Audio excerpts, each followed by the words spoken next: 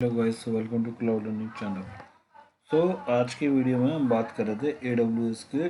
Last video हमने देखा कि AWS कैसे लर्न कर सकते हो।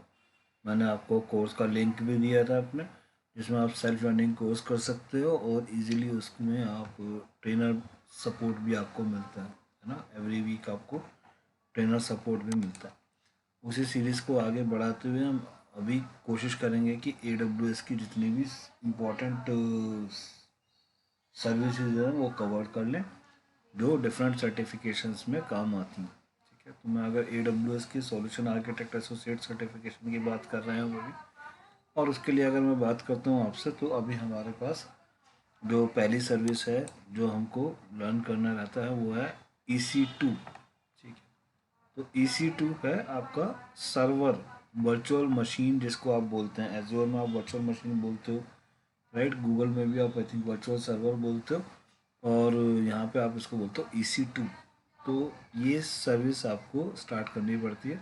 इसमें आप देखते हो कि वीडियो आप किस तरीके से वर्चुअल सर्वर क्रिएट कर सकते हो। ठीक है, तो कल मैंने आप लोगों को कुछ नोट्स शेयर किए थे वर्ड फाइल के अंदर, और तो एक बार वो डिस्कस कर लेते हैं।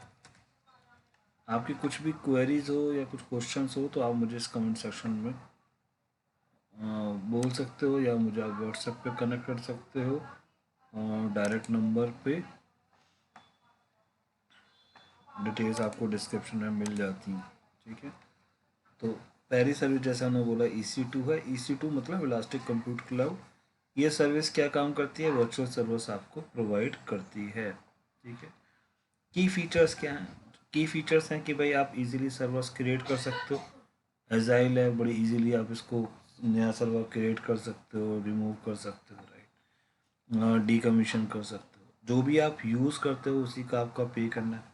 पर आवर बेसिस पे सर्विस के चार्जेस होते हैं। तो AWS में नॉर्मली कोई भी सर्विस अगर आप यूज़ करते हो तो पे पर यूजेस पे होती है। दैट मीन्स अगर आपने 1 आवर यूज़ किया तो आप सब 1 आवर का पे करोगे। ठीक है, यहाँ पे AMI का कंसेप्ट आता है। AMI का कंसेप्ट है जो आपकी इमेजेस होती हैं, आप एक कस्टम इमेज बना सकते हो। जैसे आपने एक विंडोज़ का सर्वर अगर आपको बनाना है, और मान लो उसमें आपको 10 टाइप के normally small small software install चाहिए होते हैं, या कुछ कॉन्फ़िगरेशन करनी होती है, तो आप क्या करते हो, एक सर्वर बिल्ड करते हो, उसमें जो भी कस्टमाइजेशन करना है वो किया, उसके बाद उसको एज ए इमेज सेव कर लेते हो। अब उस इमेज का क्या फ़ायदा है कि आप उस इमेज के थ्रू आप नंबर ऑफ़ सर्वर्स लॉन्च कर सकते हो, बिल्कुल सिमिलर बैक टू बैक। तो इससे जो भी आपका जो आपने कस्टमाइजेशन किया है वो आपको बार बार रिपीट नहीं करना पड़ता। मान लो अगर एक जैसी कॉन्फ़िगरेशन के आपको 10 सर्वर चाहिए तो इजीली डुप्लीकेट सर्वर्स रेडी हो जाते हैं।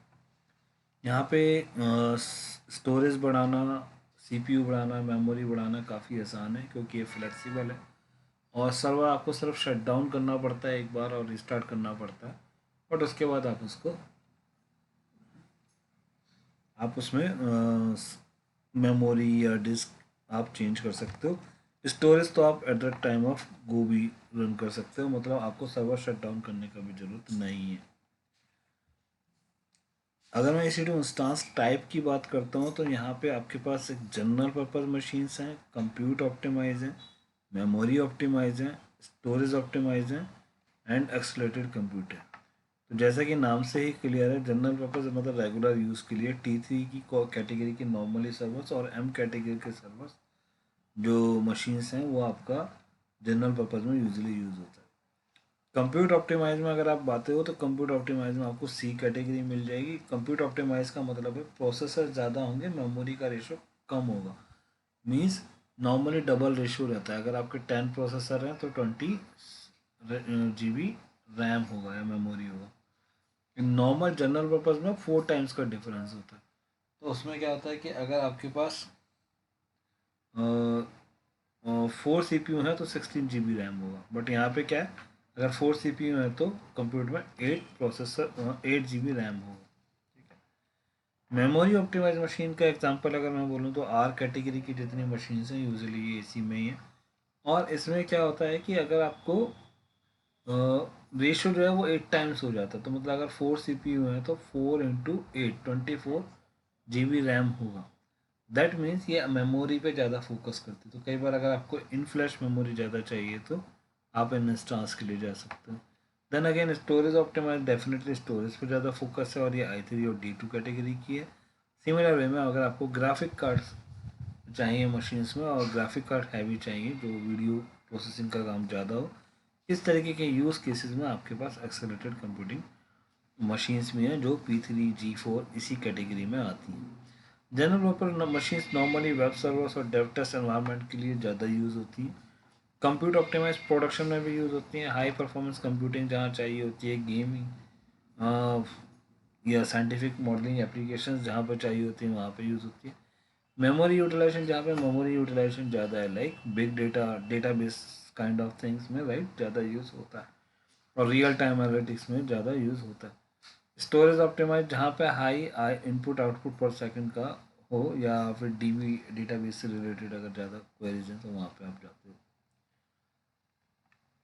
इंस्टांसेस लाइफ साइकिल की बात अगर मैं करूँ तो आपको सर्वर को आप स्टॉप कर सकते हो, रन कर सकते हो, स्टार्ट कर सकते हो, शट डाउन कर सकते हो। तो ये नॉर्मली यूज़ केस रहते हैं। इसके अलावा सिक्योरिटी कुछ मेजर कंसेप्ट हैं लाइक सिक्योरिटी ग्रुप्स, की pair, elastic pairs, VPC integration, ये आपको पता होना चाहिए। अगर प्राइसिंग की बात करूँ तो आपके पास ऑन डिमांड भी है जो सबसे कॉस्टली होता है, बट ये शॉर्ट टर्म के लिए गुड यूज़ केस है। अगर आपको 2-3 दिन के लिए मशीन चाहिए तो go for on demand service, right, so that because आपको मंथली का पे नहीं करना पड़ेगा। But if you want some discount और अगर आपका लॉन्गर टर्म यूज़ है तो आप रिजर्व इंस्टांस के लिए जा सकते हो जहाँ पे आप कमिटमेंट करते हो either you will go at least for 1 year or 3 years, right, and you will get some discount like because you are going to use the machine or server whole year. AWS used to provide you 50 to 60% discount easily. That way आप अगर advance में payment कर देते हो या reserve instance के लिए जाते हो तो आपको बेनिफिट मिल जाता है। बट अगर आपको सिर्फ 2-3 दिन के लिए चाहिए तो आप ऑन डिमांड में जाओ, वो ज़्यादा बेटर चॉइस है। कई बार अनयूज कैपेसिटी के ऊपर भी होता है तो बेनिफिट आपको वहाँ पे ज़्यादा मिल जाता है, आप स्पॉट इंस्टांसेस में जा सकते हो। स्पॉट इंस्टांसेस में सिर्फ एक ही इशू है कि अगर आपको AWS की क्योंकि अनयूज कैपेसिटी से यूज़ हो रहे हैं तो कई बार ऐसा होता है कि जब AWS को रिसोर्सेज की ज़रूरत है तो ये मशीन्स फुल हो जाती हैं एंड फिर आपका डेटा मिस हो जाएगा। तो but if you can store your data into S3 और kind of other things that would be good. There are saving plan, dedicated plan that is also there, right? So apart from this there are a number of things which is covered into detail in this course, right? So I hope आपको EC2 service का idea लगा होगा। If you have any query related to EC2 service let me know in comment section or telegram और WhatsApp query, right, you और ये सारे links आपको description में दिए हुए हैं इस वीडियो की, तो आप डिस्क्रिप्शन में जा सकते हो। मोर ओवर आप चाहो तो क्लाउड लर्निंग का मोबाइल ऐप भी डाउनलोड कर सकते हो, राइट, और जहाँ पे AWS का काफ़ी अच्छा कोर्स मैंने बनाया हुआ है जो आपका सेल्फ लर्निंग कोर्स है, बट इसमें एक वीकली क्लासेस सपोर्ट रहता है।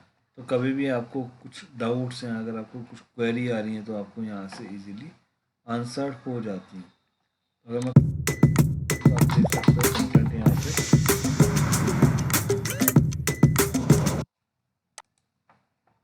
मिल जाएगा आपको जिसमें काफ़ी डिटेल में EC2 के सेक्शन को अगर आप देखोगे तो सब चीज़ें एक एक करके बड़ी डिटेल में बताया हुआ है कि सेविंग प्लान क्या है, ऑन डिमांड इंस्टांस क्या है, लिमिट्स क्या है, लॉन्च टेम्पलेट्स क्या है, all things are in very much details.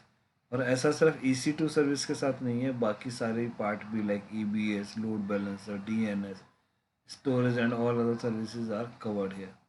So you can easily learn और in easy way practical base आपको AWS का अकाउंट बनाना है और आप उस पर चीज़ें बना सकते हो, बहुत अच्छे से आप उसको यूटिलाइज कर सकते हो। आई होप ये वीडियो आपको पसंद आया होगा और ये वीडियो आपके लिए यूज़फुल रहा होगा। नेक्स्ट वीडियो में मैं आपको इसी तरीके से AWS की दूसरी सर्विस के बारे में लेके जाऊँगा एंड उसके बारे में एक समराइज डिस्कशन करेंगे। एंड डेफिनेटली अगर आप और ज़्यादा लर्न करना चाहते हो तो ये कोर्स आपके लिए है जो आपको विद इन 1 to 2 months आप you can do the perfection and you can be ready for AWS things. Thanks a lot guys, wish you very happy day. Thank you.